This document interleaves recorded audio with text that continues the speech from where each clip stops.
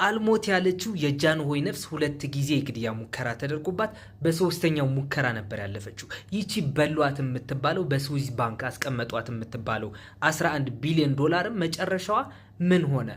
እንዴትስ በሻለቃ መንግስቱ ቢሮ ስር ተቀበሩ? እዚህ ፓርት ላይ ልብ ብላችሁ እንድታደምጡኝ ይፈልጋለሁ። ጃንሆይን እንደ ፈጣሪ የሚያዩ ማህበረሰቦች አሉ።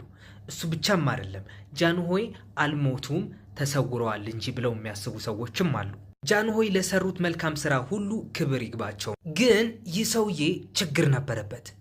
ቀዳማዊ ኃይለ ሥላሴን ከስልጣናቸው በመፈንቅለ መንግስት ገርስሶ ከጣላቸው በኋላ 59 የሚደርሱ ሚኒስትሮቻቸው በጅምላ ረሽኗቸው ነበር።